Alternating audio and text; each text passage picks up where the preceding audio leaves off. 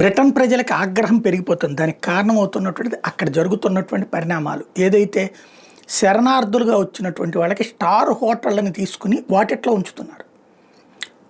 2 star, 3 star, 4 star ఇట్లాగా హోటళ్ళల్లో వాళ్ళు లగ్జరియస్గా బతుకుతున్నారు. వాళ్ళ పిల్లలకి చదువులు ఫ్రీ, వాళ్ళకి బ్రతకడానికి ఎంత అని చెప్పి ఏడాదికి నెలకి 1000 పౌండ్లు 2000 పౌండ్లు డబ్బులు ఇస్తున్నారు. అదే సందర్భంలో వాళ్ళేమో మత మార్పిళ్ళు, ఈ బ్రిటన్లో ఉన్నటువంటి పౌరులని పటాయించడము, వాళ్ళని వేధిస్తున్నారు.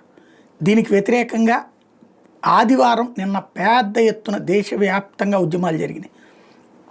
నిలదీశారు ప్రభుత్వాన్ని, ఎందుకు ఇలా చేస్తున్నారంటూ. అలాగా ఉద్యమించే వాళ్ళని అరెస్టులు చేసింది ప్రభుత్వం. ఇక అసలు ప్రపంచానికి నీతులు చెప్పే, ప్రజాస్వామ్య నీతులు చెప్పే మాకే ప్రజాస్వామ్యం లేకపోతే ఎట్లా అంటూ ప్రజలు, బ్రిటన్ పౌరులు తిరగబడినటువంటి అంశం ప్రపంచమంతా చూస్తోంది.